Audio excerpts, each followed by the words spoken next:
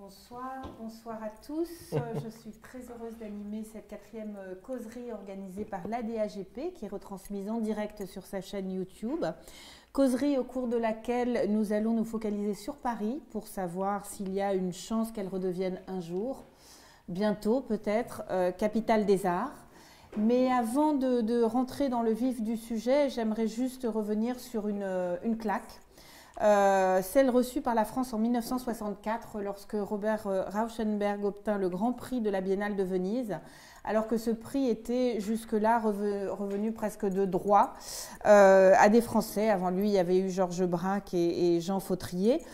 De quoi marquer à ce moment-là de manière très très claire l'avènement des peintres américains. Un processus qui avait patiemment été mené depuis la fin du XIXe siècle, comme nous l'expliquera Annie Cohen-Solal à mes côtés, et qui finit par imposer New York comme capitale de l'art. En fait, depuis 1945, la France perdait d'année en année un peu plus de son leadership en matière d'art. Elle qui était encore capitale des ventes aux enchères jusqu'au début des années 60 s'est laissée distancer par Londres jusqu'à ne plus représenter en 2019 que 7% du marché mondial. Pire encore, au fil des années, le reste du monde a cessé de regarder nos artistes, de les exposer et de les acheter. Alors à qui la faute ? Est-ce que c'est à cause de cette scène polarisée pendant la guerre froide sur un art réaliste défendu par les communistes et un art beaucoup plus académique défendu par l'establishment? Est-ce que c'est à cause d'une forme d'arrogance typiquement française qu'on peut nous reprocher? Est-ce que c'est la faute de l'État qui a, pendant les années longues, beaucoup aidé les artistes jusqu'à ce qu'ils apparaissent, et c'était une bonne chose, mais jusqu'à ce qu'ils apparaissent parfois aux yeux du reste du monde, parfois, souvent, comme des artistes officiels? Est-ce que c'est la faute aussi de ces mêmes artistes qui, dans ces années-là, se sont contentés de vendre à l'État, enfin, ces artistes et leurs galeristes qui se sont contentés de vendre à l'État au lieu de se frotter au reste de la planète? Est-ce que c'est aussi la faute de nos grands musées, nos grands musées nationaux, qui aujourd'hui encore continuent de ne pas les mettre en avant?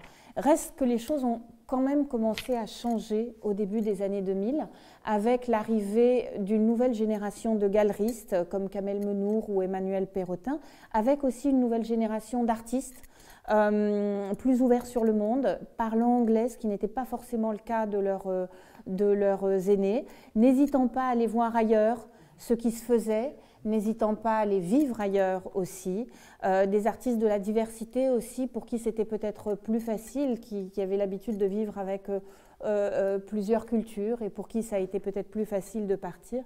Les choses ont également commencé à bouger lorsque le privé est entré dans la danse et je pense notamment, enfin un moment très important, c'est l'ouverture de la Maison Rouge, la fondation d'Antoine de Galbert en 2004, qui a non seulement poussé les musées à repenser leur programmation, mais qui a aussi invité d'autres collectionneurs à ouvrir des fondations. Et elles sont de plus en plus nombreuses désormais. Alors on observe depuis quelque temps, on observe un vrai frémissement, pour pas dire plus. Les institutions parisiennes ont développé une offre muséale qui n'existe nulle part ailleurs au monde. Je repensais à la rentrée 2018, par exemple, où il était à ce moment-là possible d'aller voir une exposition au musée d'Orsay consacrée à la période rose et à la période bleue de Picasso.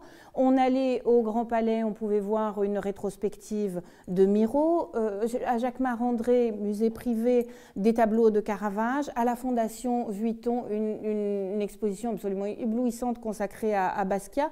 Et au Petit Palais, par exemple, on découvrait Jacques Ouchou, ce maître japonais. Une flopée de nouveaux lieux aussi ont ouvert, sont en train d'ouvrir, vont ouvrir bientôt. Je ne parle même pas des gares, des 68 gares du Grand Paris, qui toutes vont être... chaque architecte de ces gares travaille avec un artiste et pas des moindres.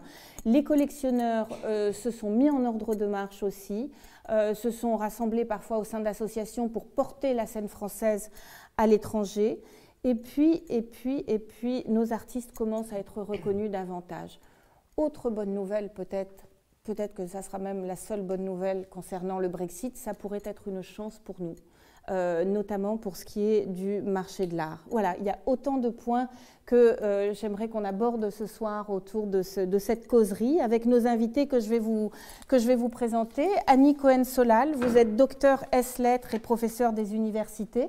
On vous doit des biographies incontournables, celle consacrée à Jean-Paul Sartre, celle consacrée à Léo Castelli, il y en a une autre aussi consacrée à Marc Rothko, pardon, et vous préparez une biographie, un livre sur... Non, pas une biographie, un livre sur Picasso. Picasso, le livre s'appelle Un étranger nommé Picasso, qui devrait sortir dans les jours qui viennent chez Fayard.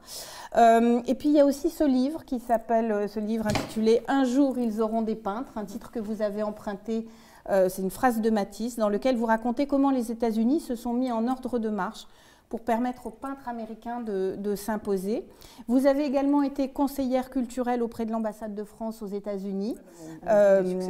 Voilà, on va présenter votre successeur dans 2 minutes. Vous y avez été de 1989 à 1993 et vous enseignez. Vous avez enseigné à Berlin, à Jérusalem, à New York, à Normal Sup, à l'EHESS, j'y arrive jamais, à Paris. Éric Baudelaire, vous êtes plasticien et cinéaste, vous êtes né aux États-Unis, vous avez grandi en France, vous êtes retourné aux États-Unis pour faire vos études à l'université de Brown et puis vous avez aussi fait de la recherche à Harvard. Vos photos, vos estampes, vos performances, vos installations, vos films ont été présentés ou sont collectionnés par les plus grands musées, à commencer par le Centre Pompidou, le Whitney aussi à New York, le MoMA. Vous vous y interrogez sur la construction et la manipulation de l'image, comme vous vous intéressez aussi à l'histoire contemporaine, et notamment à l'Abkhazie, cet État non reconnu du Caucase auquel vous avez consacré une série de photos et un film, Letters to Max. Là, il y a aussi l'armée rouge japonaise qui a également retenu toute votre attention dans un autre film de 2011, l'Anabase de Mei et Fusako Shigenobu, Masao Adachi, 27 années sans images. En 2019, vous avez reçu le prix Marcel Duchamp. Et vous avez réalisé un film dont le titre est un film dramatique avec un groupe d'élèves du collège Doramar de Saint-Denis. Guillaume Piens, Guillaume, vous êtes collectionneur et commissaire général de la Foire d'art moderne et contemporain Art Paris. Vous aviez auparavant travaillé pour la FIAC et pour Paris Photo. On se souvient, moi je me souviens avec beaucoup d'émotion des expositions que vous aviez organisées en 2008 et 2011 quand vous aviez invité le Japon, le monde arabe et l'Iran et l'Europe centrale. Au lendemain de cette expérience, vous avez créé votre propre société de production d'événements culturels avec Catherine Vauzel. Et enfin, je vous présente Gaëtan Bruel, qui est en direct avec nous de New York, où vous êtes depuis 2019 à la tête des services culturels de l'ambassade de France aux États-Unis. Avant cela, vous avez été la plume de Jean-Yves Le Drian, ministre de la Défense de François Hollande. On vous doit notamment la création de la mission cinéma au sein de ce ministère. Vous avez ensuite été nommé administrateur de l'Arc de Triomphe et du Panthéon, pas des moindres parmi nos monuments nationaux. Et vous avez fait ça avant de retrouver Jean-Yves Le Drian au Quai d'Orsay, où vous avez été son conseiller Amérique. J'aimerais commencer cette causerie, Annie, j'aimerais que vous nous replantiez le décor, en fait, et que vous nous expliquiez comment, en fait, les Américains ont fait pour ravir à Paris, au lendemain de la dernière guerre, de la Seconde Guerre mondiale, son titre de capitale des arts.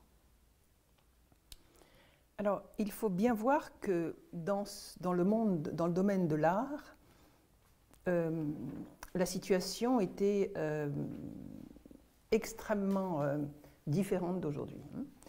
Les États-Unis, moi je prends une temporalité plus longue que les gens en général. Je regarde les États-Unis à la fin de la guerre de sécession. Je veux dire, c'est très important, même aujourd'hui, étant donné ce qui s'est passé au Capitole le 6 janvier, de savoir que la guerre de sécession, elle est toujours pas finie. Je ne sais pas ce que tu en penses, Gaëtan, mais bon, il y a toujours des traces. Donc, moi, j'ai pris cette temporalité-là qui joue un rôle énorme pour les États-Unis. Et en fait, il ne faut pas regarder les États-Unis avec des lunettes françaises. Il faut essayer de se mettre dans la peau des États-Unis. C'est un pays qui a été construit par des pionniers qui ont quitté l'Europe.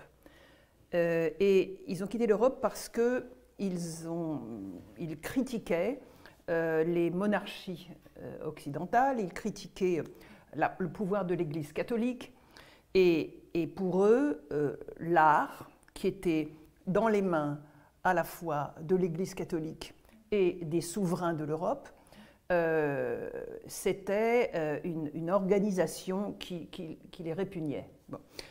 Un pasteur protestant faisait un discours une fois, il disait « La République vénitienne avait de l'art pour les riches, elle avait de l'art pour les princes, elle n'avait pas d'art pour le peuple. » Et donc les pionniers américains sont tous des protestants. Et on sait bien que dans la religion protestante, on ne représente pas Dieu. Hein. Et donc dans les temples protestants, il n'y a pas de...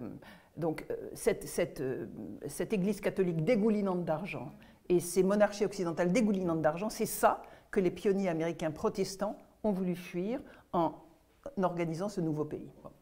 Et effectivement, donc au début, c'était un pays sans art, et c'était un pays dans lequel l'art ou l'artiste était considéré comme un symbole de l'Europe qu'ils avaient voulu fuir. Donc ils avaient voulu la fuir pour de bonnes raisons, entre guillemets, qui étaient des raisons éthiques, politiques et religieuses. Donc pendant longtemps, l'artiste a été banni aux États-Unis. Hein. Et quelque chose s'est passé à la fin du XIXe siècle, je dirais dans le dernier tiers du XIXe siècle, avec la création d'une nouvelle classe sociale, avec beaucoup de richesses qui ont démarré, beaucoup de richesses qui s'est accumulée chez des individus, et cette nouvelle classe sociale s'est appelée les robber barons, les barons voleurs. Et ces gens-là, donc, pour asseoir leur respectabilité, pour n'être pas que des gens riches, ils ont utilisé l'art, la collection, pour devenir, disons, admirables. Et à ce moment-là, donc, ils ont cherché à collectionner. Comment ont-ils fait? Ils se sont adressés à des marchands. Un des marchands les plus importants à l'époque, ça a été Paul Durand-Ruel, un marchand français, qui a trouvé une idée absolument géniale. C'est qu'au même moment en France, les jeunes artistes, les artistes créatifs, c'était les impressionnistes qui étaient complètement bloqués parce que la France était, et elle l'a été pendant longtemps, et ça je le dirai et je le redirai souvent, par l'Académie des Beaux-Arts, qui est une institution officielle mortifère, qui a viré l'art vivant. Bon. Et donc les impressionnistes étaient exclus des salons, étaient exclus de ce milieu endogène qui était répugnant, où c'était des vieux professeurs de l'Académie des Beaux-Arts qui étaient membres des jurys du salon et qui votaient pour leurs propres élèves. Et donc les plus brillants de tous, les plus actifs de tous, courbés à leur tête, sont allés voir le prince Napoléon. Ils lui ont dit, voilà, on ne peut pas exposer. Et c'est quelque chose qui a été fait très beau pour la France, c'est le prince Napoléon a fait le salon des refusés. C'était une claque dans la gueule des vieux académiciens barbus. Et donc les jeunes actifs de l'art vivant, les jeunes artistes de l'art vivant, ont pu montrer leurs œuvres dans ce salon des refusés. Et alors à partir de là, les impressionnistes ont commencé à être un peu plus visibles, et les gens qui les soutenaient, c'était des galeries, c'était des marchands, des collectionneurs privés. Et Paul Durand-Ruel, il a eu le génie de venir à New York en 1873 avec ses 3 fils, et de faire une exposition. En l'espace de 11 ans, il a exporté 75% des plus beaux tableaux impressionnistes qui se sont faits à Paris. Donc il a trouvé un marché pour ces artistes dont personne ne voulait, parce que le premier collectionneur en France à l'époque, c'était l'État. Donc à ce moment-là, toute une gamme de collectionneurs privés s'est développée aux États-Unis, et Durand-Ruel répondait à... Alors Monet lui disait, mais qu'est-ce que vous faites? Qu'est-ce que vous faites aux États-Unis? Il lui dit, les collectionneurs américains, lui répondait Durand-Ruel, ne sont pas des sauvages, ils prennent beaucoup plus de risques qu'en France. Et c'est à ce moment-là, tout le monde sait que chacun de nous qui est allé aux États-Unis est ébahi devant les richesses des collections des musées américains dans n'importe quel patelin d'art français du 19e. C'est absolument ahurissant. Donc à ce moment-là, les États-Unis se sont dotés de cet art qui était très à la mode. C'était un grand snobisme.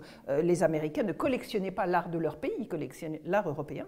Et donc après, il y a eu la création de musées, une première vague de musées autour du tournant du siècle, des musées traditionnels, et puis après la Première Guerre mondiale, il y a des musées modernistes, et très très vite, avec la création du MoMA en 1929, avec à sa tête Alfred Barr qui avait 27 ans, je dis bien 27 ans, et 3 femmes mécènes, le MoMA est devenu le premier musée d'art moderne du monde, alors que c'était un pays de plouc, enfin un pays où c'était moins que rien.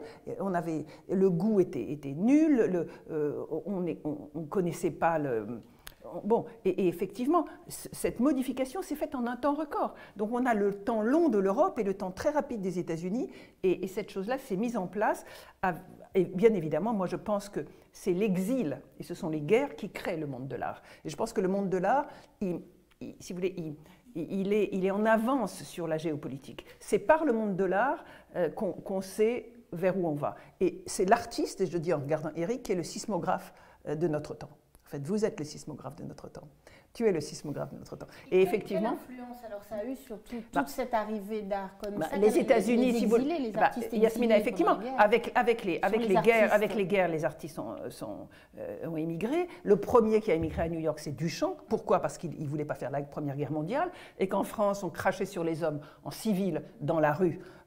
Et donc Duchamp a émigré, donc il a énormément influencé. Il a influencé l'art américain jusqu'à aujourd'hui. Je veux dire, c'est absolument capital. Pendant l'entre-deux-guerres, les artistes virés par les fascismes en Europe ont émigré aux États-Unis, ainsi que les marchands, ainsi que les critiques. Et c'était dans ce terreau extrêmement, extrêmement fertile qu'était le MoMA, que tout s'est mis en place à une vitesse absolument rapide, pendant qu'à Munich, il y avait cette immonde exposition Entartete Kunst, l'art dégénéré.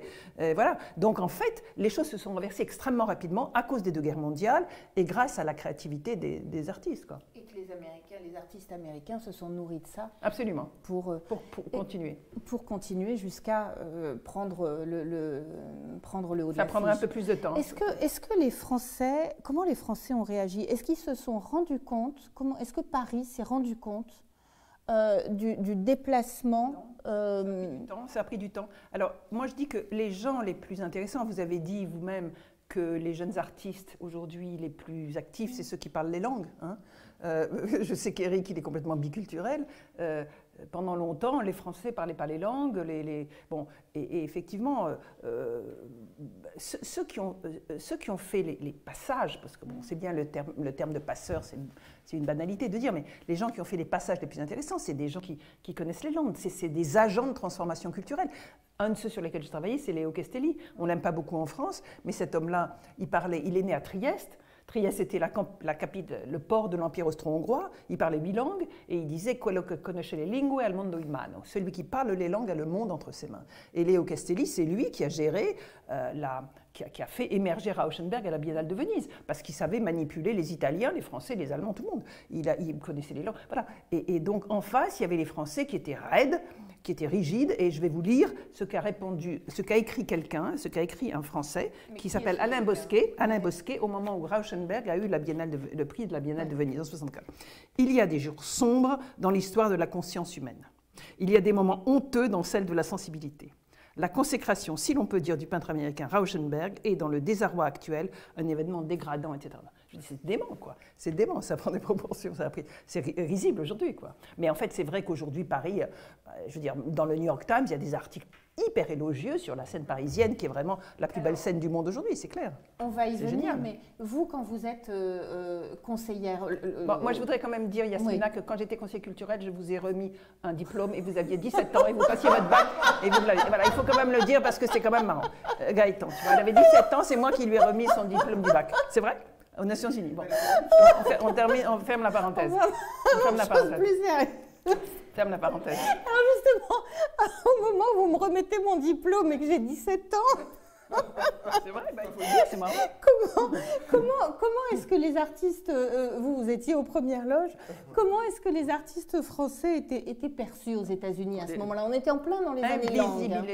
Invisibilisation. Parce que d'abord, la France a toujours eu beaucoup de mal avec le contemporain. Déjà, la France. En France, on a toujours beaucoup de mal avec le contemporain, avec l'art vivant, comme je vous l'ai dit, même à ce moment-là, quoi. Et effectivement, les artistes n'étaient pas exportés ni par les galeries ni par les musées. Et donc, quelle était la question? La question, c'est comment ils étaient perçus par les Américains. Ben, ils n'existaient pas, pratiquement pas. Il y avait personne. Il y avait Boltanski, il y avait Messager un petit peu, quoi. Il y avait, voilà. Mais c'était très compliqué. Alors, il y a quelque chose qui va vous amuser, c'est un paradoxe. C'est que Léo Castilli, il a eu une galerie à Paris, Place Vendôme, en 1939. Et il émigre aux États-Unis parce qu'il est juif et qu'il n'a pas le choix. Bon, il arrive. Il ouvre sa galerie en 1957 avec Jasper Jones, qui était absolument inconnu à l'époque. Mais auparavant, en 1950, il travaille chez Sidney Janis et il était devenu copain, c'était un collectionneur comme vous, Guillaume, vous voyez, il était devenu copain avec les artistes. Et il voulait que ces artistes américains que personne ne connaissait soient un peu visibles. Qu'est-ce qu'il fait? Il fait une exposition qui s'appelle American and French Young Artists chez Sidney Janis. Et qu'est-ce qu'il fait? Il va tirer les artistes américains qui s'appelaient à l'époque Mark Rothko, Jackson Pollock, Bill de Kooning et Bob Motherwell par des Français extrêmement célèbres qui s'appellent Nicolas de Staël, Lanskoy, Dubuffet. C'est extraordinaire. On est en 1950. Et à ce moment-là, les noms de Pollock, de Kooning, etc. ne disaient rien à personne. Donc c'était les Français qui ont tiré ces noms-là. Et donc Castelli, il a cherché à faire émerger cette scène qui était autour de lui et qui vibrait parce que l'économie américaine vibrait. La France était détruite. Il y avait une économie qui était terrible. On était dépendant du plan Marshall, enfin. Éric, quand on vous découvre, je crois que c'est en 2005, avec en tout cas en France, notamment avec le prix HSBC, mais quand vous vous lancez au début des années 2000, à quoi ressemblait la scène française et qu'est-ce qui la différenciait de la scène américaine? Puisque je rappelle que vous étiez vraiment sur les deux continents à la fois. Je ne suis peut-être pas un très bon analyste de à quoi ressemble une scène, parce que je suis un petit peu, comme je vous disais avant, un petit peu un ermite, c'est-à-dire que on va dire que quand vous sortiez, plutôt l'écosystème à l'intérieur duquel je me nourris, il n'est pas strictement constitué d'artistes, ouais. C'est plus mais je pense que c'est une question importante aussi par rapport à cette question-là, c'est-à-dire que en fait, cette question qu'on se pose, c'est la question de quels sont les écosystèmes qui fabriquent une création intéressante et dynamique. Et du coup, moi, j'essaie de réfléchir un petit peu. C'est dur d'être à la fois un poisson dans un banc de poissons et d'avoir le regard au-dessus pour comprendre pourquoi le banc se déplace d'un continent à l'autre. Mais ce que je peux vous dire, c'est qu'il y a beaucoup de questions qui, à mon avis, rentrent en compte, qui sont parfois complexes et intéressantes et parfois extrêmement terre à terre, mais importantes. Donc dans les questions complexes, c'est qu'est-ce qui fait qu'un écosystème, à l'intérieur d'un écosystème de création, il y a des points de convergence et des conversations entre les arts. C'est-à-dire que je pense que la peinture avance parce que les peintres regardent les peintres, mais elle avance aussi parce que les peintres parlent à des musiciens, parce que les peintres, les philosophes, parce que... Les historiens. Voilà, donc l'importance de John Cage à cette période, elle est importante. La conversation entre un Duchamp et un Cage et un Man Ray, etc., etc. Et puis... Et Susan Sontag, avec eux, tu parles. Absolument. Du coup, il faut regarder un petit peu ça comme un truc en 3 dimensions complexes. Et moi, je sais que j'étais nourri par des tas de choses, c'est-à-dire la vivacité des conversations intellectuelles. Moi, je viens des sciences sociales. Je ne suis pas quelqu'un qui a fait une formation artistique, par exemple. Donc moi, je suis quelqu'un qui émigre d'un monde des sciences sociales vers un monde de création différent, un peu plus chaotique, un peu moins rigoureux dans le sens de ce qu'on entend par le regard théorique du monde dont je suis issu. Et à New York, il y a un truc intéressant qui se passait quand moi j'y suis arrivé, donc dans les années 90, et qui était que voilà, il y avait plein de milieux qui discutaient les uns avec les autres. Pas tous, mais il y avait des... Ça discutait plus qu'en France? Vous avez le sentiment qu'on y discutait plus qu'en France? Alors, je ne connaissais pas encore la scène française parce que j'ai quitté la France à 18 ans. Alors, j'étais lycéen en banlieue et je ne connaissais pas grand-chose de la scène française, pour tout vous dire. Donc, je suis parti, j'ai découvert ça à New York, en réalité. Et je pense que ce qui rendait la scène new-yorkaise dynamique dans les années 90, il y avait pas mal de choses. Alors il y avait ces convergences entre différents mondes intellectuels et culturels, et puis il y avait aussi des choses très pragmatiques, et ça c'est très bête, mais je pense que c'est extraordinairement important aujourd'hui. C'est la facilité pour trouver un espace, le coût de la vie. C'est-à-dire que moi j'arrive à New York fauché, j'ai un appartement en 2 jours, qui coûte $800, qui est très correct à Brooklyn, un atelier pas très longtemps plus tard. Du jour au lendemain, on peut signer un bail, on peut se retrouver dans un endroit dans lequel il y a d'autres artistes dans le bâtiment et c'est très vivant. Voilà. C'est-à-dire qu'aujourd'hui, je pense qu'un artiste qui arrive à Paris pour se loger sans fiche de paye ou qui cherche un atelier, c'est catastrophiquement galère. Aujourd'hui, à New York, c'est pas forcément beaucoup mieux parce qu'aujourd'hui, le succès du marché new-yorkais un peu crée un nouveau phénomène qui est l'explosion des... Aujourd'hui, trouver cet appartement et cet atelier à New York, c'est peut-être possible rapidement, mais alors il faut avoir beaucoup d'argent. Et moi, c'est ça qui me fait quitter New York, c'est très simple. En 2003, voilà. C'est ça qui vous ramène à Paris. Et comment... C'est en 2003, hein, c'est ça? Moi, je quitte New York en 2003, oui. Et qu'est-ce que vous découvrez quand vous arrivez à Paris? À quoi ça ressemble à ce moment-là? Est-ce que...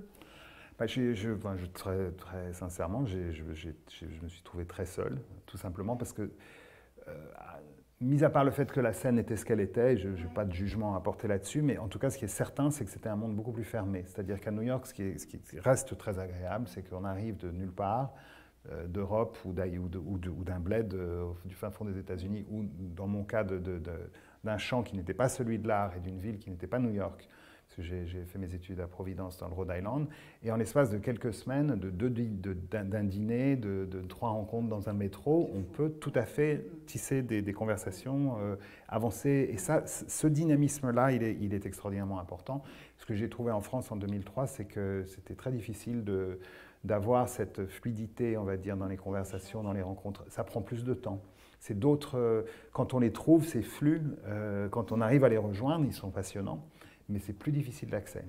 Est-ce que vous avez perçu un changement au fil des années? Oui, très clairement. Comment ça s'est matérialisé pour vous en tant qu'artiste et quand est-ce que ça a eu lieu? J'ai l'impression que ça a eu lieu avec les années 2000, c'est-à-dire qu'à un moment, il y a quelque chose qui change à Paris, c'est que d'ailleurs on voit des gens qui ne sont pas français, qui viennent vivre ici. On commence à voir des artistes allemands, des artistes américains, des cinéastes américains qui viennent s'installer ici, des musiciens, quand tout d'un coup, il y a une forme d'intérêt. Pourquoi elles viennent? Alors, peut-être en partie parce que New York est devenu trop cher. Ouais.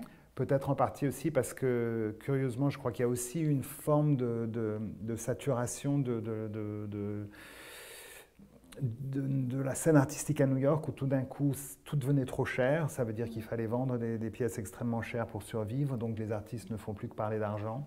Et donc, tout d'un coup, il y a quelque chose aussi qui se délite. C'est-à-dire qu'il faut avoir du temps libre pour créer des choses. Il ne faut pas passer son temps à essayer de surveiller sa cote, à parler de galeries. C'est-à-dire que le truc très mortifère à New York aussi, à la fin des années 90, début des années 2000, avec le succès, c'est ces fameux dîners où les artistes ne font que parler de prix, de galeries, etc. Et là, c'est terriblement chiant. Et moi, je m'échappe aussi parce qu'on n'a pas envie de parler de ça. Et à Paris, j'ai trouvé qu'on pouvait échapper à cette contrainte qui est... la difficulté du matériel, la difficulté de la... Il y avait comme un espace de liberté qui me permettait, en tout cas à moi, d'avoir plus de temps pour réfléchir, de perdre mon temps, de ne pas être soucieux d'un rendu ou d'une condition matérielle, on va dire. Guillaume, pour vous, qu'est-ce qui a fondamentalement changé ces dernières années? Moi, j'ai un regard et aussi un regard du temps long aussi, parce que ça fait très longtemps que, il se fait que j'ai toujours grandi au milieu des artistes. Ouais. Donc j'ai vu cette évolution. J'étais adolescent, je me souviens, c'était la rue vers l'art. Donc c'est bien de reparler de ces étapes un peu capitales. Donc c'est vrai qu'on sent qu'il y a un problème à la fois d'érosion de la place des artistes, de la représentation des artistes français à l'étranger dès les années 60. Enfin, ça commence 60-70, et une désaffection aussi en termes de marché pour la cote des artistes français ou les œuvres des artistes français. Donc c'est un phénomène que analysait Alain Quemin. Je trouve ça important de parler de lui en 2001, ce qui a déclenché les foudres. Et moi, j'ai vécu aussi avec mon regard très jeune ces années longues. Donc il y a eu cet enthousiasme énorme des années 80. Je me souviens de la ruée vers l'art. Et c'est vrai que dans un premier temps, cette diffusion de l'art contemporain dans les régions, c'est important de le dire, parce que les musées ne montraient pas l'art contemporain, et que dans le projet de langue, il y a eu un côté l'idée de se dire, bon, on va un peu dépasser, contourner les musées. Voilà. Donc ça, c'était effectivement au départ important, c'était tout ça de plein de bonnes intentions, et c'est vrai qu'il y a eu beaucoup d'argent dépensé. Si on regarde... Je me souviens, comment dire, il y avait ces expositions vernissage du CAPC où les gens étaient amenés quand même en avion de Paris jusqu'à Bordeaux. Enfin, il y avait quand même des choses assez extraordinaires et c'était les années 80. Mais paradoxalement, cet investissement énorme de la puissance publique en argent effectivement, dans l'art contemporain n'a pas produit plus d'artistes français intéressants. Voilà, c'est le bilan. Et je pense qu'il y a, disons qu'il y avait un problème de... Enfin, c'est ma vision très personnelle, mais ça a provoqué quelque part, on a contourné les musées, les galeries se sont contentées beaucoup de vendre à des fracs, et ce qui fait qu'elles n'étaient pas dans une situation de vraie compétition, comme on voit dans le monde anglo-saxon, où les gens vraiment se sont battus pour faire les vraies entreprises qui fonctionnent, qui marchent, etc. Et ici, il y a eu cette facilité, j'allais dire. C'est comme si on était sur perfusion. On aime ça souvent en France, mettre les gens sous perfusion. Et voilà. Et du coup, les artistes, ça ne les a pas non plus beaucoup aidés. C'est vrai qu'ils ont une projection, mais nationale. Et ils ont fini par, c'est ce que je trouve, en tout cas, ils ont fini par beaucoup évoluer dans un cercle assez concentrique, avec cette idée de l'exception culturelle française. Donc, je trouve qu'une notion absolument contre laquelle je me bats, que je trouve qui est mortifère pour les Français. Je dirais mortifère parce que de l'étranger déjà, de parler d'exception culturelle française, ça nous met sur un piédestal d'arrogance extrême et qui est non justifié. Et alors que je pense que le XXIe siècle, c'est un monde en relation. Donc je trouve ça très important qu'on arrête de parler de cette exception culturelle française. Je pense que ça fait beaucoup plus de mal que de bien. Et ces artistes donc, ont circulé dans ces cercles institutionnels, n'ont pas eu d'envie d'aller à l'étranger, je parle de cette époque-là, et ils n'ont pas été non plus incités à l'étranger, et du coup ça les a beaucoup coupés des choses. Et par ailleurs, les anglo-saxons ne sont pas très... comment dire, n'ont pas beaucoup de... Finalement, quand ils voient ces artistes très sponsorisés par l'État, très soutenus par l'État, on revient à cette notion d'art officiel, et c'est quelque chose qui effectivement ne donne pas envie aux collectionneurs étrangers de s'intéresser forcément à ces artistes. Donc ça, c'est les années 80-90, et pour moi, j'arrive à la FIAC en 2000, et c'est vrai que j'ai commencé, c'était le début, on était à la porte de Versailles, ce qui n'était pas évident. On avait beaucoup de mal à attirer les galeries étrangères à Paris, je me souviens. On avait encore un milieu français qui était très French-centric, vraiment de collectionneurs qui s'intéressaient vraiment aux artistes français. Et je trouve que maintenant, avec mon regard de 20 ans et toutes ces expériences entre FIAC, Paris Photo, Art Paris, je trouve qu'il y a une évolution incroyable. Il y a quand même des collectionneurs aujourd'hui beaucoup plus jeunes et qui ont une vision très ouverte, en fait, qui s'intéressent aussi bien à l'Amérique latine qu'aux artistes français, etc. Enfin, les choses sont beaucoup plus ouvertes. Il y a eu l'émergence de ces fondations privées, des fondations d'entreprises à partir, on a cité Antoine de Gelbert qui était le premier, et vraiment, moi je me souviens très bien quand la FIAC avait fait sa première ouverture, sa préouverture de sa fondation, et c'était un événement. Et ça a été aussi c'est un peu comme dans la Renaissance, c'est-à-dire que le fait, à partir du moment où le privé est rentré en jeu, l'État s'est senti challengé, et dans ces cas-là, on a comme des réflexes vous savez, de compétition, et qui rendent les choses absolument effervescentes. Et ça, je trouve qu'on est arrivé à un point extrêmement intéressant malgré la crise du Covid.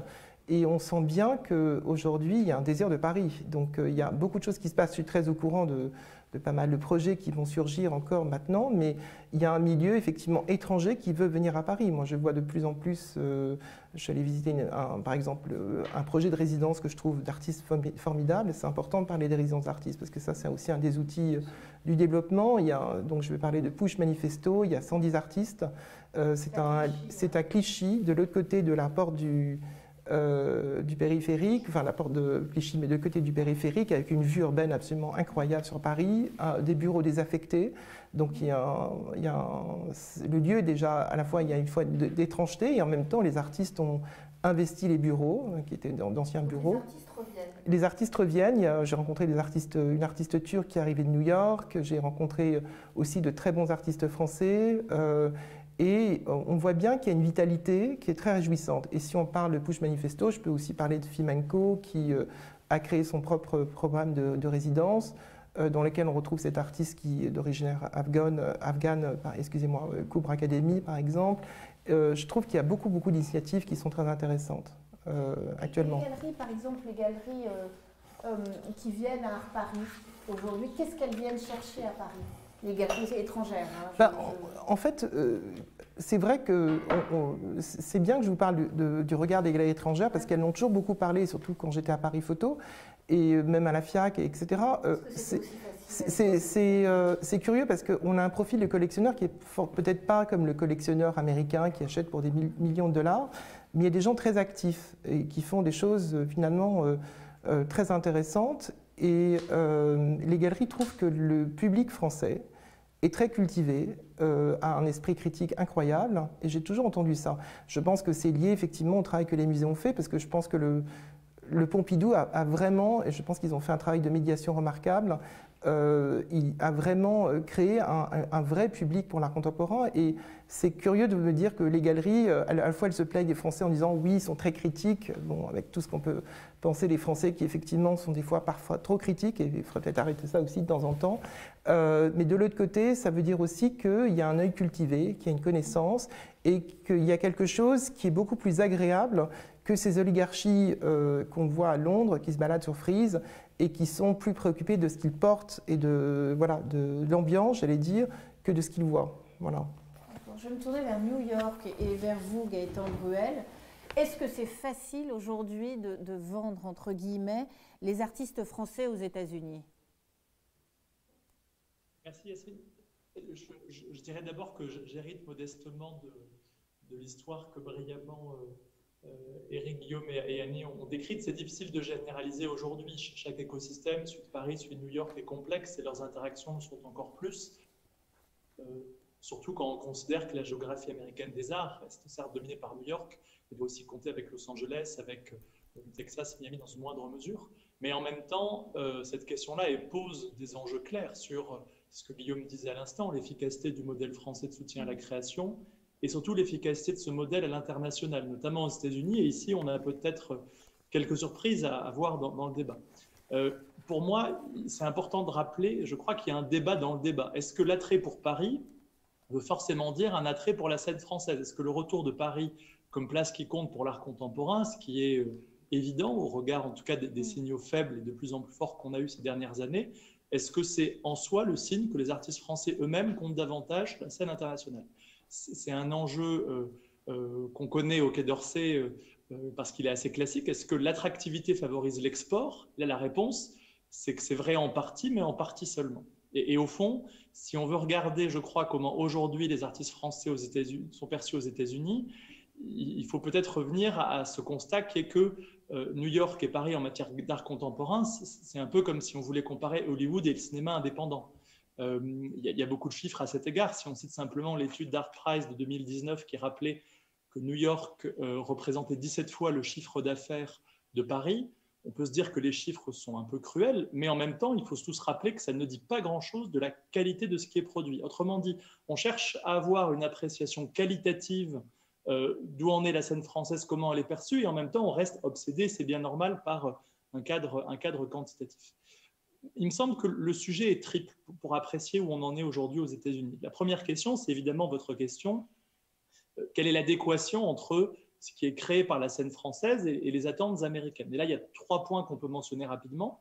D'abord, et c'est une bonne nouvelle, il y a la perception d'une scène française qui a été très conceptuelle par le passé.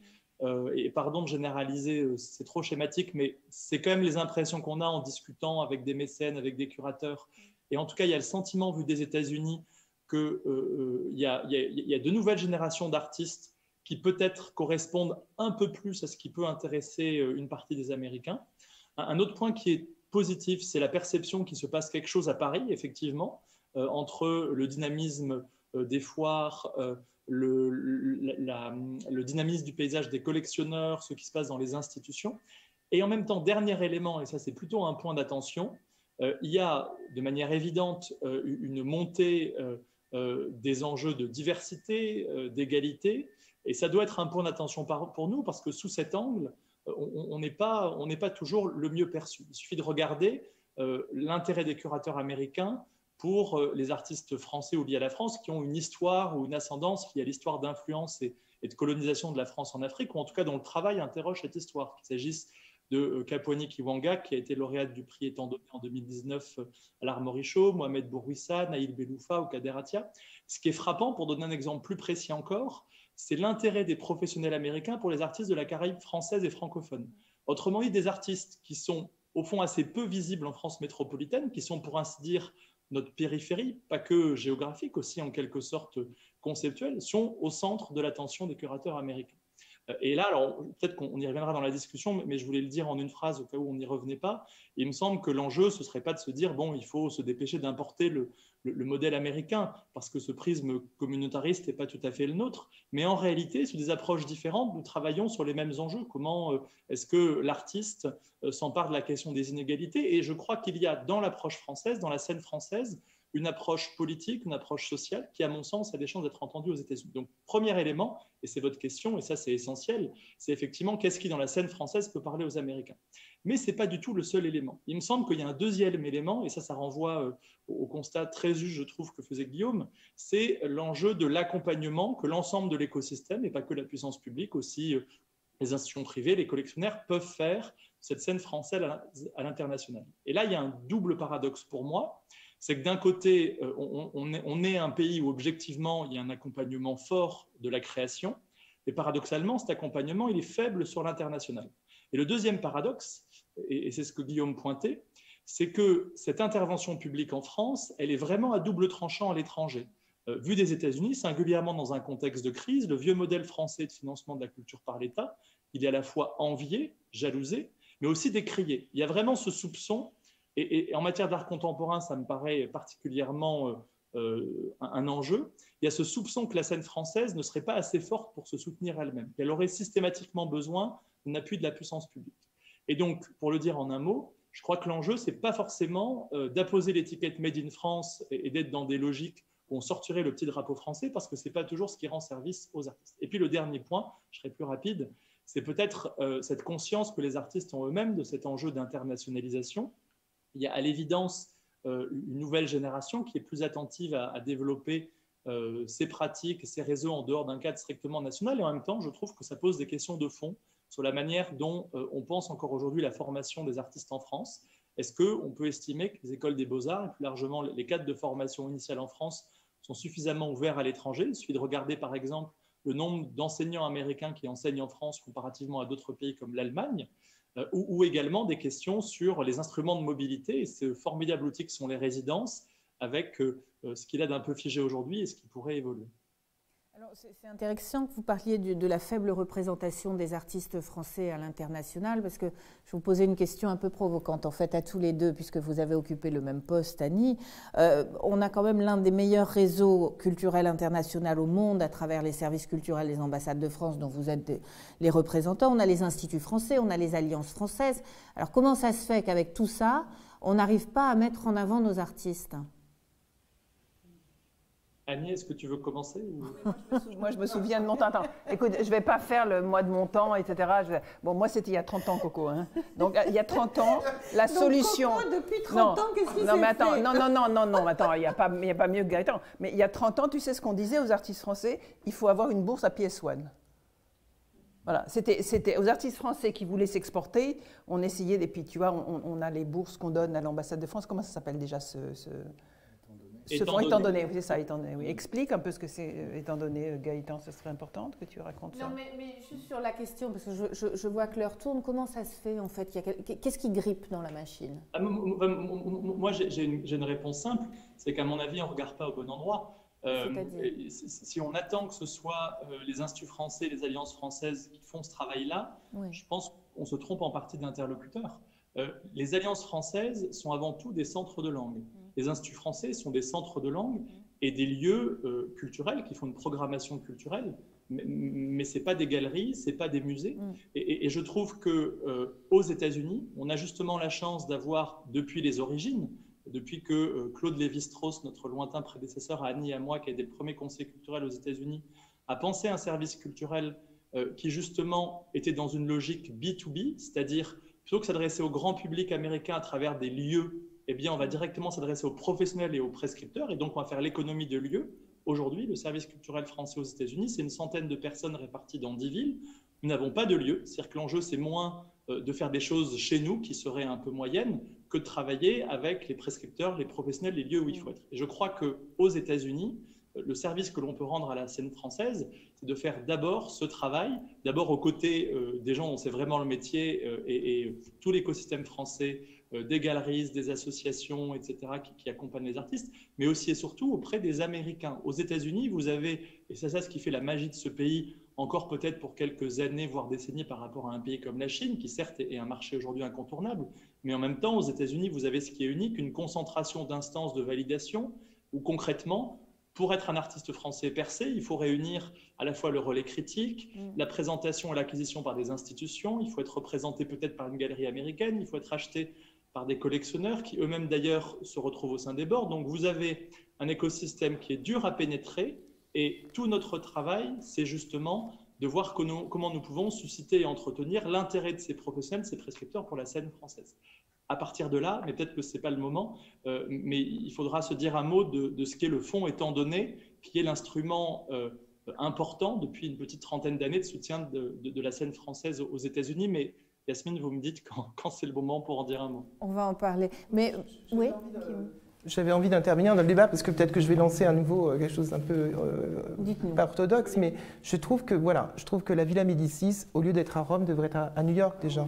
Je pense que c'est une décision qu'on retarde, avec le poids de l'histoire, et je ne sais pas pourquoi on met autant d'argent aujourd'hui à la Villa Médicis, alors qu'on voit très bien que Rome n'est pas le lieu où il faut être. Je veux dire, quand je parlais des résidences, l'importance des résidences, et je citerai d'ailleurs une résidence à New York, je ne sais pas si vous la connaissez, qui s'appelle Residency Unlimited et qui est dirigée par une franco-américaine, Nathalie Anglaise, mais c'est quelqu'un qui effectivement va faire venir un artiste, mais elle ne le met pas juste dans une résidence pour dire fais ton travail et au revoir. Donc c'est quelqu'un qui va en même temps présenter les curateurs du Guggenheim, du Getty, introduire cet artiste par rapport à son projet et par rapport aussi à ses intérêts aux personnes les plus susceptibles et ainsi que les galeries. Il faut parler de cette... voilà. Et je trouve que ce travail-là est fondamental parce que finalement les rencontres, la notoriété, finalement, comment développer cette notoriété des artistes français, elle passe pas par l'État, et je pense que vous avez tout à fait raison de faire les choses autrement, j'allais dire aujourd'hui, mais par justement ce maillage, ces rencontres, parce que ce sont les rencontres. Je veux dire, quand les commissaires d'exposition ou les conservateurs de musées viennent dans les ateliers d'un artiste, c'est le début d'une rencontre, et c'est comme ça qu'il y a tout ce maillage, et c'est comme ça qu'ils pensent après à ces artistes pour une exposition, et ce qu'ils détestent par-dessus tout, c'est le sentiment d'être baladé, amené dans des conditions très privilégiées, et balancé avec des artistes qu'ils n'ont pas choisis, et je pense que c'est très important de laisser ce temps. Voilà. Et je voulais parler d'initiatives privées en France. Il y a une association qui s'appelle Trampoline, je pense que vous la connaissez, la DGP en fait partie d'ailleurs, et qui regroupe aujourd'hui la Fondation Bulukian, la Fondation Martel, Pernod Ricard, la Fondation Pernod Ricard qui va ouvrir un nouveau bâtiment, c'est important de le dire, Thalie, qui est une collectionneuse aussi, Nathalie Guyot, qui est en Belgique, Emerige, Laurent Dumas, qui fait beaucoup de projets dans Paris aujourd'hui et qui développe beaucoup le 1% pour impliquer les artistes dans les nouveaux projets. La Fondation Bredin-Prat, qui a lancé aussi un prix pour soutenir des jeunes artistes émergents. Hélène et Édouard Leclerc, Lafayette Anticipation, Samart Project, qui est dirigé par une Sandra Muliez, qui est brésilienne, enfin hongaro-brésilienne, mais qui fait un travail extraordinaire depuis qu'elle est arrivée dans Paris avec le Palais de Tokyo, où ses lauréats sont exposés, Samart Project. Je trouve que c'est important de parler des choses et de parler de toutes ces actions. Et eux, ils se sont associés aussi dans le cas de Trampoline pour dégager des bourses, appuyer des artistes français à l'étranger, etc. Je trouve que tout ce système qui est quand même en train de fonctionner aujourd'hui et qu'on n'a pas vu ni dans les années 90, 80-90, et vraiment c'est quelque chose qui surgit depuis 10 ans à Paris, je trouve. 2010, parce que 2003, je me souviens, c'était quand même la primauté de Londres. 2003, j'étais à la FIAC, on arrive, c'est l'ouverture de Frieze Art Fair. Et là, on s'est senti très mal. Et c'est à ce moment-là que Londres aussi a pris le leadership avec, effectivement, il y a la Tate qui n'avait pas une collection aussi importante que celle du Pompidou, par exemple, mais on a beaucoup parlé de Londres et c'était la ville. Donc je trouve que là, il y a quelque chose qui est en train de s'aiguiser. Et voilà. Ce que vous soulignez, Guillaume, et que je voudrais qu'on aborde, c'est la capacité de nos grands musées nationaux a très peu, et Gaëtan, c'est ce que vous dites aussi en creux, a très peu montré d'artistes français. Comment vous l'expliquez, ça? Je suis mal placé pour le dire, parce que moi, je n'ai pas eu cette expérience-là. Enfin, je trouve que le musée Pompidou m'a proposé à 2 reprises de montrer mon travail là-bas lorsque je pense que les musées doivent montrer des bons artistes. Enfin, je ne dis pas que c'est ce qu'ils ont fait dans mon cas, mais je dis qu'en général, on ne doit pas montrer des artistes français. Je pense que les institutions doivent surtout faire des expos qu'on a envie de voir. C'est-à-dire que des artistes du monde entier veulent venir visiter au Centre Pompidou, dans tous les musées en France. Donc je pense que ça, c'est important. Je pense qu'il y a d'autres outils pour mettre en valeur, mais on ne peut pas mettre en valeur des artistes s'ils ne sont pas bons. Et c'est-à-dire que, moi, par contre, je voudrais peut-être apprendre à rebrousse-poil cette idée du soutien que donne l'État français. D'abord, je pense qu'il est fondamentalement important dans le développement d'un écosystème qui est en dehors de celui du marché. Et aujourd'hui, je pense que ça fonctionne très bien. C'est-à-dire que il y a 2 manières de survivre quand on est un artiste. On est en vendant ses pièces ou par un espèce de maillage, de subvention, de travail d'enseignement. Et il y a toute une partie de la production artistique contemporaine qui est absolument essentielle, qui est hors du marché, parce que ça ne produit pas d'objets, parce que ça produit de la recherche, parce que ça travaille sur des sujets politiques, postcoloniaux. Des artistes que vous avez cités, qui sont très regardés à New York, souvent, sont des gens qui fabriquent un travail qui est en dehors du marché, que le marché ne l'intéresse pas et qui ne s'intéresse pas au marché. Et que là, pour le coup, les bourses de recherche qu'on arrive à solliciter, qu'on arrive à obtenir assez facilement, les soutiens à l'édition, etc., ça, je crois que ça fait l'admiration du monde entier. Et la deuxième chose, c'est que cette question d'une ville qui serait une capitale, elle est amoindrie aujourd'hui par le côté international du monde de l'art. C'est-à-dire que qu'est-ce que ça veut dire une scène artistique aujourd'hui? La scène artistique à laquelle j'appartiens, ce n'est pas une scène artistique à Paris. C'est celle qui se retrouve à la Biennale de Sao Paulo, qui va se retrouver à la Biennale de Guangzhou, qui va transiter par la foire de Bâle. Et ces gens-là, on se voit lors de ces pérégrinations, on se rencontre. Et moi, j'ai très clairement le sentiment d'appartenir à une scène dont les membres habitent souvent à Berlin, à Bruxelles, à Paris, à New York, etc., etc. Et que cette idée je crois que ce qu'il faudrait réfléchir, c'est qu'est-ce qui rend ces scènes-là, qui sont mobiles et qui sont internationales, vivantes. Justement, ouais.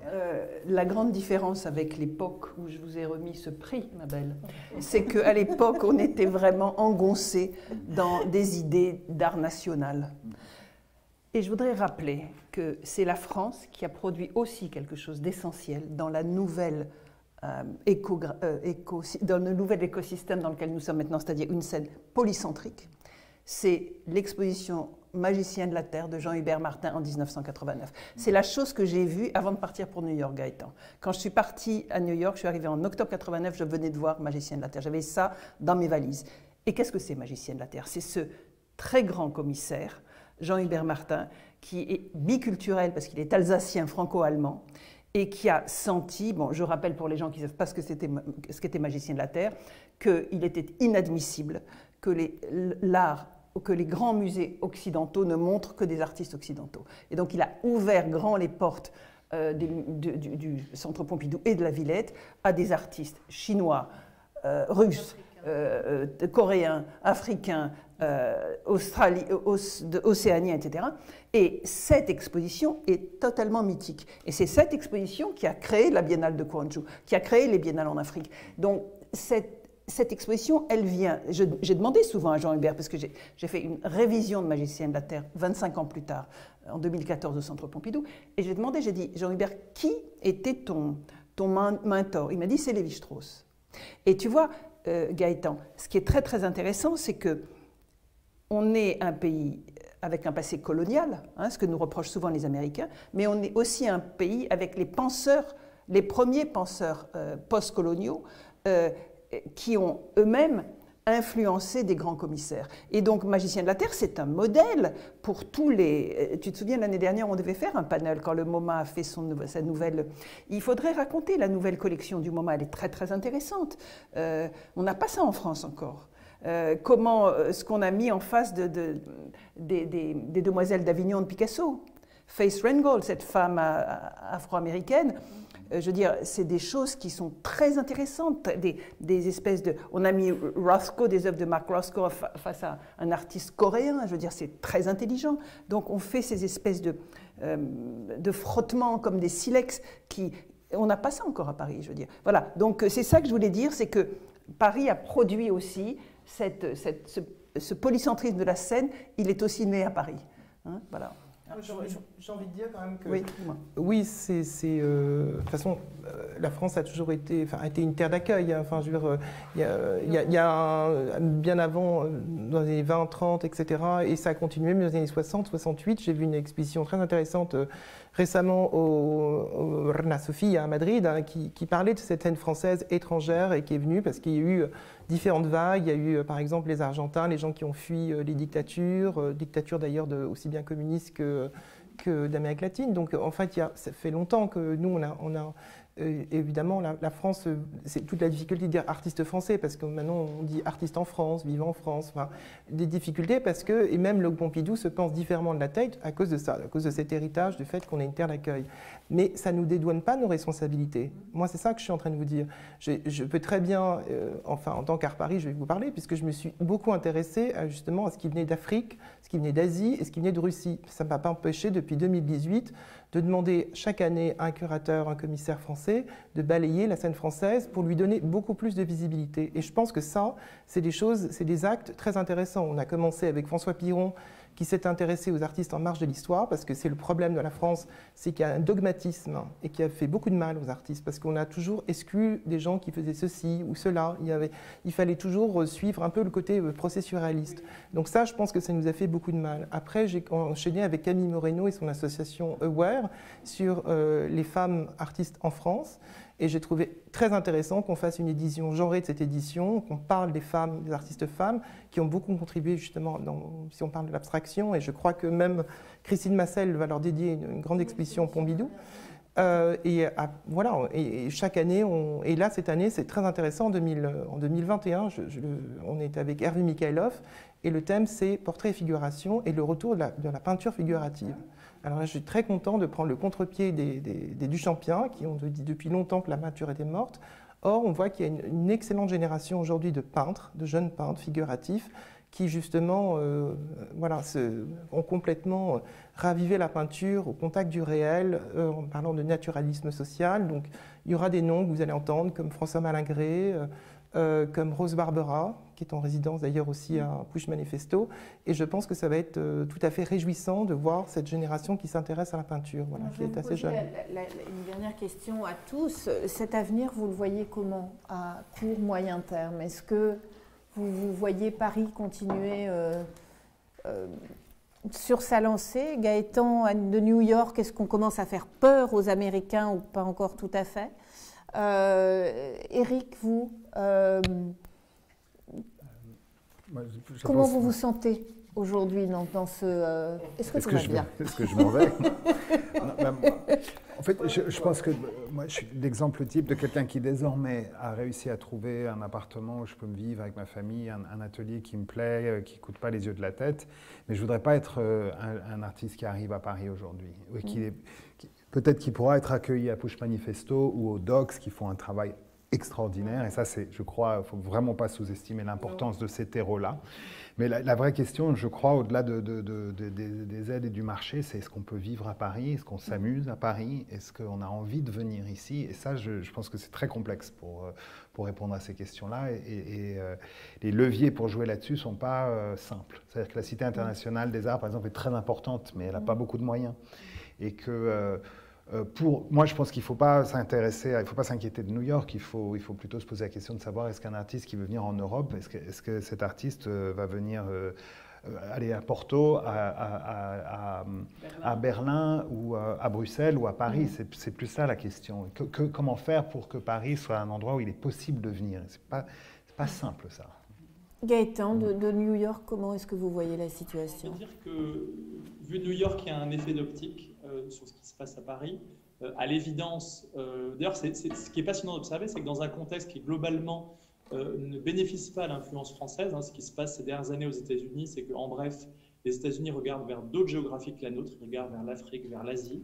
Quand ils nous regardent, c'est avec de plus en plus de malentendus, des malentendus anciens, des malentendus plus récents, mais en bref, au cœur de la matrice intellectuelle américaine où on a été au centre il y a quelques décennies avec la French Theory. Aujourd'hui, au cœur de cette matrice, il y a les questions de diversité, angle sous lequel on est vu comme un pays qui a pas beaucoup de choses à dire et parfois beaucoup de choses à se reprocher. Je ne dis pas que c'est juste ou c'est faux, c'est comme ça qu'on est perçu. Et puis enfin, pour ceux qui nous regardent de manière bienveillante, ils nous voient quand même d'une manière qui nous enterre un peu comme un pays qui se patrimonialise.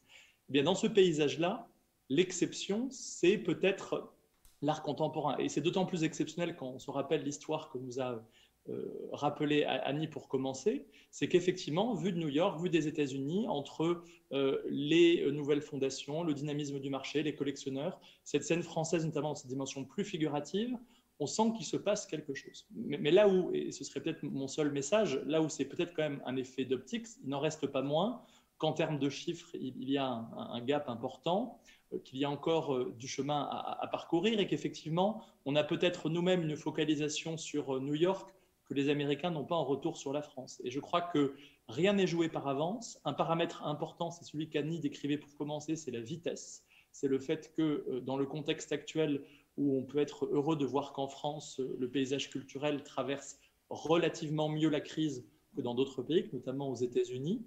Il y a des situations qui sont très difficiles, mais qui ne sont pas aussi critiques en moyenne que ce qu'on peut observer aux États-Unis. Il n'en reste pas moins qu'aux États-Unis, on sent que la suite se prépare déjà. Il y a beaucoup d'innovation, beaucoup de réflexion. Et donc, il me semble que la réussite de Paris et surtout la réussite de la scène française n'est pas jouée à l'avance et qu'elle dépendra de la capacité de chacun à jouer son rôle. Et on a cité un certain nombre d'acteurs, publics et privés. Guillaume a eu raison de mentionner l'association Trampoline parce que la clé, c'est sans doute aussi dans ces alliances entre institutions, entre acteurs. Donc chacun a joué un rôle et c'est vraiment dans les prochaines années notre capacité à nous-mêmes innover et reprendre de vitesse cette course qu'on pourra peut-être effectivement se retrouver sur un constat positif. Guillaume, Annie, je vous donnerai la parole après. Parce que je voudrais conclure en disant que Paris is the place to be aujourd'hui, je tiens à le dire, et je suis d'accord avec vous qu'il ne faut surtout pas, ce sont des signes encourageants, et qu'il faut éviter les cocoricots qui énervent aussi les étrangers. Mais si on parle quand même de galeries, j'aimerais bien parler de l'arrivée des galeries étrangères quand même à Paris. David Zwirner, Lévi Gorvi, il y a quand même Massimo Di Carlo. Je veux dire, c'est incroyable. Enfin, je veux dire, ça fait quand même très longtemps que je suis à Paris. Je n'ai jamais vu autant d'appétence pour Paris de la part de très grands marchés. Donc c'est quand même... évidemment, on pourra parler de localisation suite au Brexit, du fait qu'effectivement aujourd'hui, la taxe d'importation est la plus basse. En France, c'est à la 5,5. Alors, pour l'Angleterre, avant le Brexit, elle était encore plus basse que ça. Et ça, c'est quelque chose qui, effectivement, va peut-être favoriser, évidemment, la France et Paris.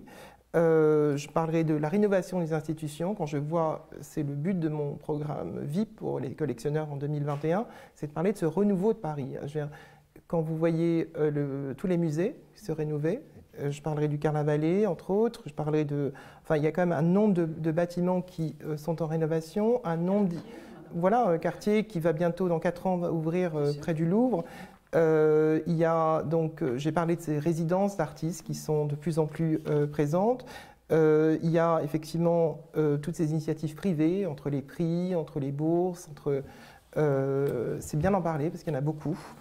Et donc, j'ai parlé de l'installation des galeries étrangères. Donc, il y a des signes très encourageants. Tout ça, ce sont des signes très encourageants. Et effectivement, ce n'est pas le moment de pousser cocorico, parce que c'est justement, il y a encore tout ce travail à faire, à fournir. Mais je trouve que par rapport à ces 20 ans de regard que j'ai dans les foires, où on avait tellement de mal à vendre Paris, on ne parlait que de Berlin, on ne parlait que de New York, de Londres, je tiens à le rappeler quand même. Et c'est important aujourd'hui de sentir que pour les étrangers, Paris is the place to be. Et on est tous finalement, enfin, mon concept de foire, je l'appelle régionaliste cosmopolite, c'est-à-dire qu'on peut très bien s'intéresser à sa proximité sans être franco-français, et en même temps accueillir les scènes qui viennent d'ailleurs. Voilà. Mais je pense que la pandémie va modifier beaucoup notre relation aux choses. Je pense qu'on va effectivement, ce temps d'avant où tout le monde était dans cette caravane qui partait de Dubaï en passant par d'autres endroits, etc. Je pense que ce monde il est en train de basculer et qu'on va revenir vers un recentrage des villes qui ont ces écosystèmes. Et Paris, en Europe, a un écosystème incroyable. Voilà, c'est ma conclusion.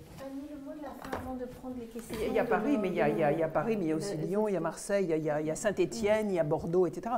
Non, moi je voulais dire une chose, c'est que je vais tenter de mettre ma pierre dans cette nouvel écosystème. Merci, vous nous avez donné des notions formidables aujourd'hui, tout le monde. Parce qu'en octobre, je fais une exposition qui est tirée de mes recherches de 5 ans sur Picasso comme étranger au Musée de l'Immigration. Et je voudrais dire que cette exposition, c'est peut-être un symbole de tout ce qu'on a raconté aujourd'hui. Parce qu'elle est née d'un état des lieux qui était un état des lieux fossilisé. C'est-à-dire que le musée de l'immigration, il a succédé à ce projet de musée de l'histoire de France qui n'a pas eu lieu. Il a été inauguré, le musée de l'immigration, au palais de la Porte Dorée. C'est un truc complètement excentré, à la porte de Vincennes, en décembre 2015 par le président Hollande. Et c'était Benjamin Stora, l'historien de la colonisation en Algérie, de la décolonisation plutôt, qui l'a ouvert. Le matin, quand il a parlé à France Culture de cette inauguration, il a dit « Nous ferons un musée de l'immigration et nous parlerons des immigrés et des gens qui n'ont jamais pu devenir français, comme par exemple Picasso. » Je ne savais pas que Picasso n'avait jamais pu devenir français. Le soir, je rencontre Laurent Lebon, directeur du musée Picasso à l'ouverture. Je lui dis « As-tu entendu Benjamin Stora ?» Il ne connaissait pas Benjamin Stora. Benjamin Stora ne connaissait pas Laurent Lebon. Donc il s'agissait de milieux complètement cloisonnés. Et c'est pour ça que l'expérience d'Éric m'intéresse, parce que c'est un chercheur en sciences sociales qui passe au monde artistique, et que moi j'ai commencé un programme à NYU, on était en 1992, absolument interdisciplinaire, qui s'appelait The Morse Academic Plan. Cette interdisciplinarité Gaëtan, on la met en place à l'École normale supérieure, ton école, 30 ans plus tard. D'accord ? Donc l'interdisciplinarité américaine, cette espèce de porosité dont parlait Lévi-Strauss déjà en 1949, tu vois, elle est intrinsèque à la société américaine, avec cette société civile si active, etc. Donc moi, je vais tenter, avec mon exposition qui va s'appeler Picasso, l'étranger, au musée de l'immigration, puisque c'est ce projet que je porte depuis 5 ans, de faire venir tout à fait une autre foule, un autre monde, j'espère que vous viendrez, voir Picasso, l'étranger, à la Porte Dorée. Donc c'est pour les jeunes beurs qui viennent écouter Benjamin Stora, c'est eux qui viendront voir Picasso. Et en fait, ça ne sera pas le Picasso bleu et rose du musée d'Orsay, ça sera le Picasso qui parle à ses pairs, P-A-I-R-S, à chaque artiste émigré, et qui leur dit, voilà, toi tu l'as fait, moi je l'ai fait, tu peux le faire. Et qu'est-ce qu'il a fait, Picasso ? Il a réussi, par une vision de stratège exceptionnelle, à comprendre comment se faufiler dans les interstices de la société française. Un autre artiste, à mon avis, qui était génial en son temps, c'était Whistler, James Abbott McNeill Whistler, qui avait tout compris en 1864. Il avait compris ce qu'était le marché, il avait compris ce qu'étaient les collectionneurs et il avait compris ce qu'était la communication. Voilà, donc l'artiste doté de cette autre capacité, c'est lui qui survivra dans ce marigot. Voilà, si je peux me permettre, n'est-ce pas ? Tu es d'accord ? Ouais. Okay. Merci. On va prendre une question, en fait, de nos auditeurs, spectateurs, je ne sais pas comment on dit. Le Centre Pompidou va fermer pour 3 à 4 ans. Est-ce que c'est bien raisonnable ? Est-ce que le Palais de Tokyo peut être le relais pendant cette absence ? Et ça veut dire que pendant les JO, il n'y aurait pas de musée d'art contemporain à Paris ? Qu'est-ce que vous pensez de ce... Je ne sais pas. Moi, j'ai entendu beaucoup de pleureuses. Moi, je pense que la vie est faite d'opportunités. Donc, voilà, je pense qu'effectivement, c'est effectivement gênant que le Pompidou ne soit pas ouvert en 2024, mais je pense que ça va les forcer à se redéployer autrement sur le territoire. Moi, s'ils interviennent dans la grande banlieue, je trouve ça génial. On verra. Je pense qu'ils ont. Voilà. Je pense que c'est leur projet, c'est de pouvoir. Ces travaux sont absolument nécessaires. Il faut désamianter totalement le bâtiment. Enfin voilà, c'est comme ça. Et je pense qu'au lieu de pleurer, on ferait mieux de se dire tiens, je suis convaincue qu'ils sont assez intelligents de Pompidou pour concevoir d'autres choses et peut-être se réinventer. Ça leur fera pas de mal. Et voilà, et on verra. Il y a d'autres choses. On ira se consoler à la collection Pinault. C'est bien, on n'en a pas parlé, mais c'est quand même un des grands bâtiments et des grandes collections qui va surgir au centre de Paris. Je pense que ça va faire beaucoup couler d'encre, donc on verra. Ouais. Une autre question. Dans l'écosystème de l'art contemporain, le soft power américain et britannique est perceptible comme le reste de la société. Gaëtan, je me tourne vers vous. Qu'en est-il du soft power français? Sur la manière dont tu l'es perçu aux États-Unis ou en France? Oui, à l'étranger surtout. Non, là encore, ça dépend ce qu'on entend par soft power. Et il y a une grande force, peut-être une fragilité française. La grande force, c'est que, objectivement, et depuis longtemps, la France a non seulement un capital d'influence comme d'autres pays, mais elle a un outil d'influence pour valoriser ce capital. Et en même temps, on en finit peut-être par se raconter une histoire sur combien on est grand, combien on est beau et combien on est bien perçu de l'étranger. L'histoire des dernières années, si on prend un cas un peu extrême qui peut être le Qatar, on a un pays qui a un petit capital d'influence, en revanche qui a su le maximiser avec une stratégie d'influence basée sur l'information, sur le sport, qui dans un registre bien différent de celui qui nous rassemble aujourd'hui, a réussi en termes d'image à aller là où on ne l'attendait pas forcément. Vous prenez un exemple à l'autre bout du spectre, qui peut être un pays scandinave célèbre pour sa marque d'ameublement. Bon, il n'a pas une stratégie d'influence très active, mais il a un capital passif qui marche pour lui. Donc, vraiment, oui, on a des atouts en France, mais ces atouts, ils sont aussi, en un sens, à réinventer. Ça me permet, j'avais envie de réagir à ce que disait Guillaume, qui invitait au fond, à réinventer la Villa Médicis de Rome aux États-Unis, à la fois parce que je crois qu'il faut défendre le modèle de la Villa Médicis, dont le premier objet n'est pas d'abord d'emmener des artistes en Italie, il se trouve que c'est à Rome, mais c'est d'offrir, je crois, un cadre privilégié qui favorise l'interdisciplinarité, et cette confrontation des regards me paraît précieuse. Et par ailleurs, et c'est aussi ce qui fait la qualité des résidences en général, dans le modèle de soft power français d'ailleurs, c'est le fait d'offrir en amont de la création, et non pas en aval avec un soutien à une exposition par exemple, d'offrir un temps désintéressé pour que le créateur puisse vraiment se poser, travailler, créer. Et en même temps, le fait, je crois, de défendre le modèle de la Villa Médicis ne doit effectivement pas nous interdire de réfléchir à d'autres modèles complémentaires. Et je voulais mentionner qu'aux États-Unis, depuis plusieurs années, nous faisons l'essai de résidences expérimentales. Que ce soit à Marfa, on a, avec l'école des Beaux-Arts de Nantes, on est littéralement propriétaire d'un mobil-home au milieu du désert, où nous faisons un appel à candidature chaque année. On l'a fait ces dernières années et un artiste français venait. On a eu pendant plusieurs années avec Siester Gates, grand artiste américain de Chicago, une résidence itinérante dont Naïl Beloufa d'ailleurs a été le dernier lauréat à Chicago. Et puis il y a d'autres projets encore passés et puis peut-être à venir. Il est certain, et c'est aussi ce que disait Éric Baudelaire, que voir toujours sur le prisme de la scène française, c'est un peu réducteur par rapport à des artistes qui se vivent dans un environnement international, soit qu'ils aient trouvé le succès qui les fasse circuler d'une scène à une autre, soit que, en tout cas, dans leur inspiration, ils soient bien dans cette scène globale. Et je crois que cet outil de mobilité, c'est justement ce qui peut permettre, à partir d'un des piliers du soft power français, ce concept de villa, peut-être demain, d'arriver à des choses un peu innovantes qui surprennent y compris les Américains.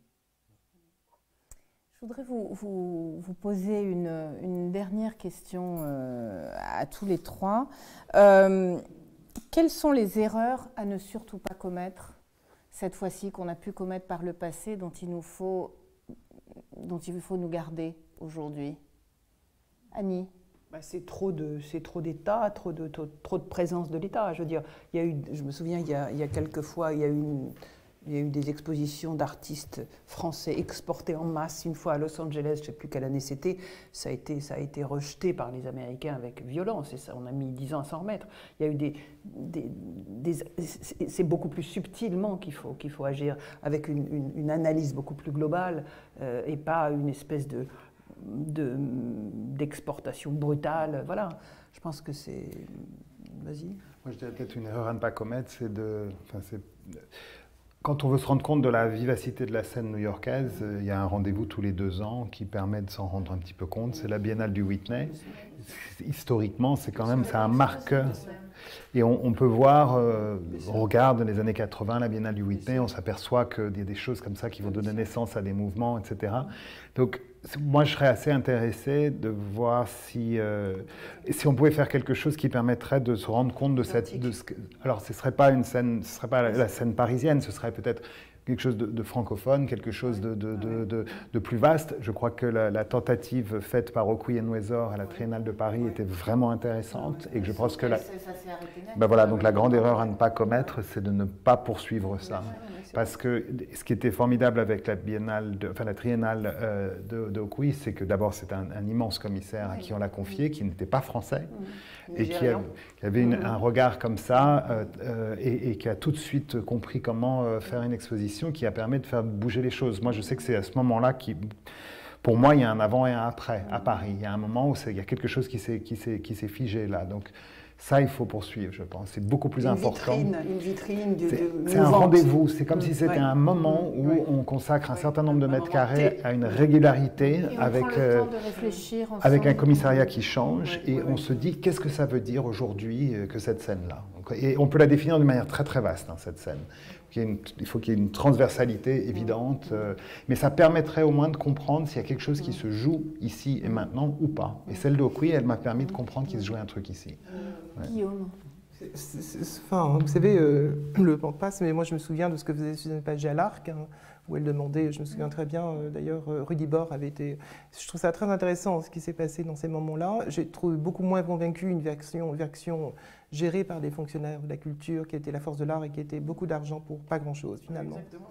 Voilà, et qui, justement, me gêne beaucoup avec ce côté très français, très dogmatique. Je pense qu'il faut qu'on sorte de cette naïveté dogmatique sur plein de sujets, sur l'art et l'argent, le privé et le public. Bon, ça évolue dans le bon sens, mais il y a quand même encore beaucoup de, je trouve, de caricatures, bah, allez-y. Moi, je voudrais proposer qu'on ait un rendez-vous régulier avec Yasmina tous les 4. Parce que c'est vachement... Tous les 30 ans. Ah oui, non, mais vous êtes formidables. Non, pas tous les... Non, mais vous êtes formidables. Non, vous êtes formidables. Je trouve que c'était une discussion passionnante. Et je voulais juste finir sur l'histoire. Là, je m'adresse au diplomate qui est en face de nous. Je pense que j'ai beaucoup circulé à l'étranger, comme vous le savez. Et je trouve que moi, le souci qui me gêne, peut-être c'est un peu mieux aussi avec la diplomatie française, mais en France, le problème, c'est sa projection. On veut projeter sur l'autre quelque chose. Et on s'intéresse aux étrangers que lorsqu'ils projettent quelque chose de très positif sur la France. Enfin, je trouve qu'on a un rapport très ambigu avec ça. Et je trouve que, pour revenir sur les propos d'Édouard Glissant, qui ont été, à mon avis, prophétiques, on vit un monde de relations.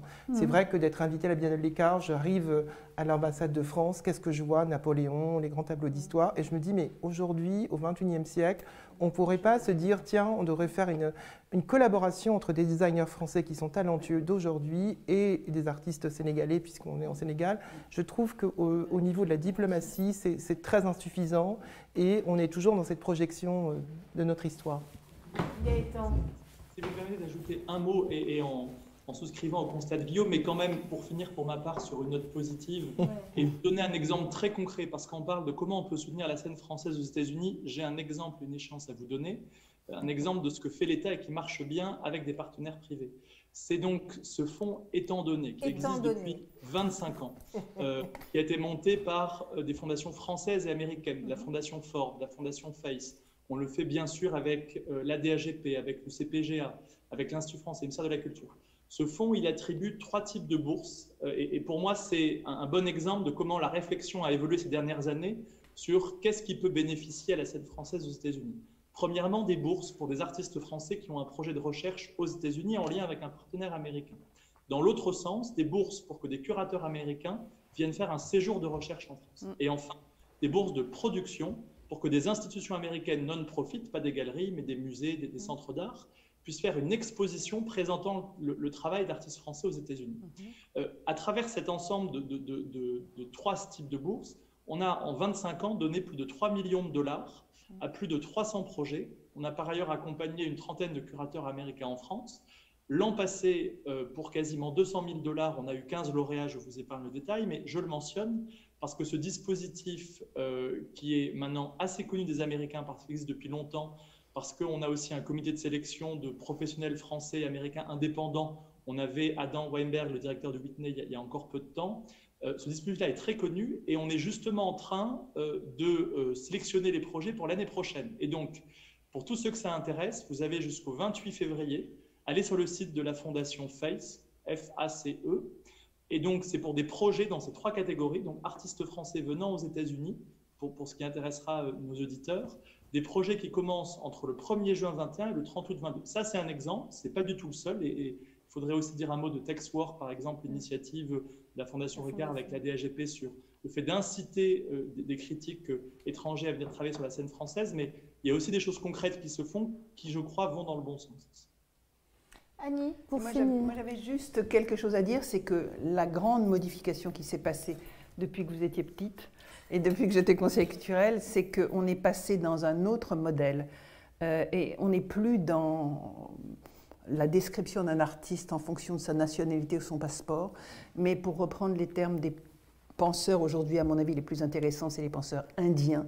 Arjuna Padurai, on est dans des sphères d'appartenance. Et c'est ça qui est déterminant, et c'est ça que montre le monde de l'art. Parce que le monde de l'art montre le chemin avant n'importe quel secteur social. Donc voilà, donc l'artiste est un sismographe, et on est dans une autre galaxie, avec des sphères d'appartenance, et plus des passeports qui vous réduisent finalement. Voilà, c'est ce que je voulais dire. Merci. Merci à tous. Merci Annie Cohen-Solal, merci Éric Baudelaire, merci Guillaume Piens et merci Gaëtan Bruel. Le prochain rendez-vous de l'HDAGP aura lieu le 1er mars. Ce sera le débat animé par Stéphane Coréard.